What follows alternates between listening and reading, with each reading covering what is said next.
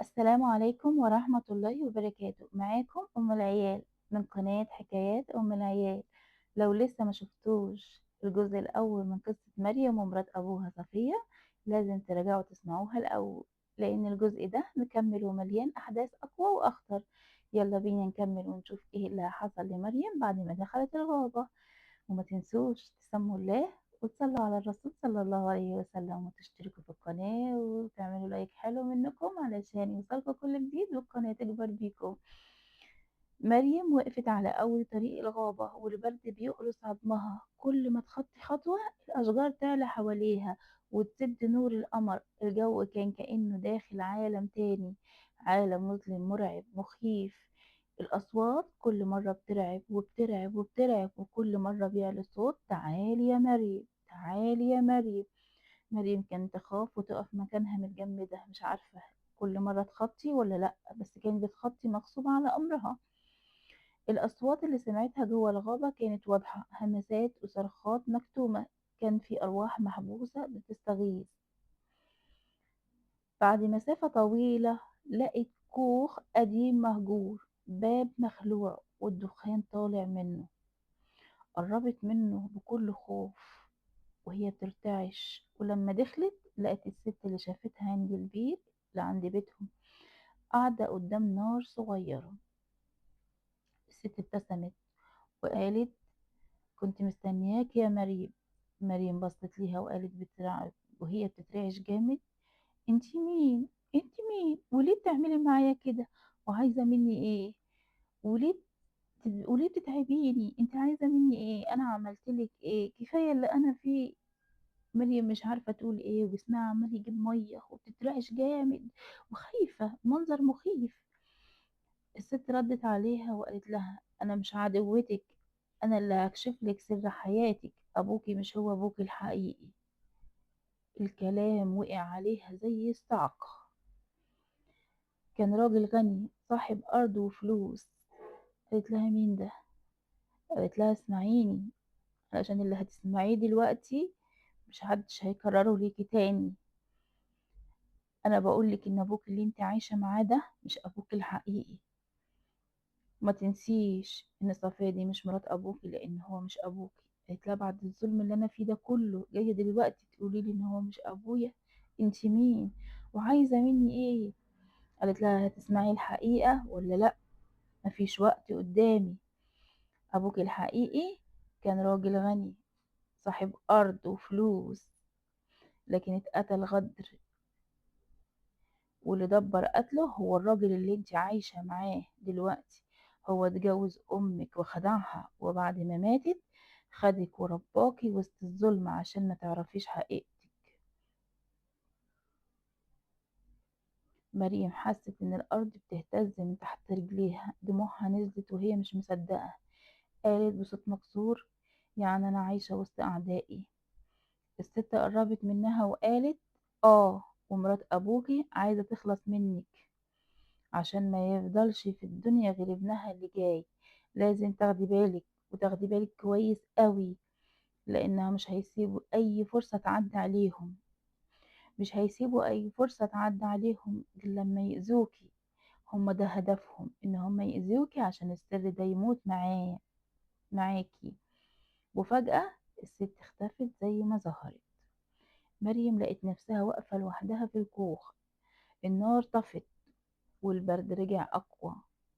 رجعت البيت كانت تعبانة جدا وظاهر على وشها قوي التعب، لكن من يومها بقت شكاكة في كل حاجة، تفتكر الكلام اللي اتقال ليها وتشوف تصرفات مرات أبوها بعين تانية. مرت الأيام وهي مش عارفة تعمل ايه، وكل يوم خوفها بيزيد، وكل يوم تعذيب مرات أبوها ليها بتزيد، وكل يوم بتحكسرها أكتر، وأبوها بيقول حاضر وهي مش عارفة تعمل ايه، مش عارفة. يعني مرات الأب بقت بتعملها أفظع من كل مرة، بتمنع عنها الأكل، بتسيبها تشتغل لحد ما تقع من طولها، وتحرض أبوها ضدها لدرجة إن هو ضربها مرة بعصبية لحد ما جرح إيديها وجرح وشها وخلى مفيش مكان في جسمها سليم. وفي يوم وهي قاعدة في المخزن ترتب الحطب، سمعت صفية بتتكلم مع واحدة من الجيران يعني بصوت واطي جدا: لازم نخلص من البنت دي قريب، وجودها خطر علينا، لو عرفت الحقيقة كل اللي في ايدينا هيروح. الكلمة دي زادت النار في قلب مريم، بقت مش قادرة تنام، خايفة في أي لحظة يعملوا فيها مؤامرة ضدها، يعملوا فيها أي حاجة، يموتوها قبل ما تعرف الحقيقة، قبل ما تعرف هو ده أبوها اللي هي عايشة معاه ولا لأ. والظلم اللي اتعرضت ليه ده كان ليه؟ ما انت واخد كل حق، المفروض تعاملني كويس، ليه عايزين تموتوني؟ يا كل الحياة دي فيها حياة صعبة، فيها عدوين كده، ليه يا ربي؟ في ليلة كان الظلام فيها جامد قوي، صفية دخلت قلوب مريم وقالت لها ببرود: أبوك عايز ايه يشوفك عند البير دلوقتي. قالت لها: أبويا عايز يشوفني دلوقتي عند البير وفي نص الليل وفي الضلمة دي؟ قالت لها: اه. وهتروحي له؟ قالت لها: طب أنا خايفة، تعالي معايا. قالت لها: لا، انت هتروحي لوحدك. مريم مشيت وراها وهي مش مرتاحة، وسمعت كلامها وراحت. وصفية فعلا كانت ماشية بخطوات بطيئة وراها عشان تشوفها هتروح ولا لأ.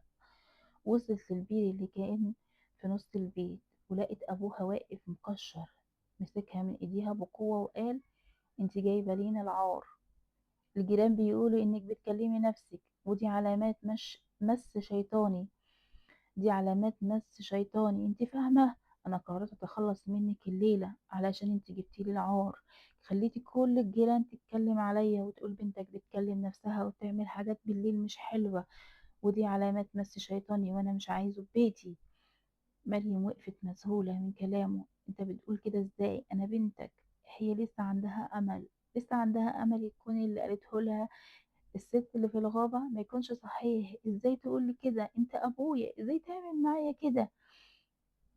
ازاي؟ لكن صفية بصت لها وقالت: ارميها في البير، ارميها في البير، اسمع الكلام عشان نخلص من شرها، عشان نخلص من العار. وهو برضه متردد بس عايز يرميها، وهي عمالة تقول له، وصفية تعلي صوتها وتعلي صوتها وتعلي صوتها إن هي لازم ترميها. أبوها مسكها وجرها ناحية البيت، ومريم بتصرخ بقى على صوتها وتعيط وتقول: حرام عليك يا بابا أنا بنتك، حرام عليك يا بابا أنا بنتك.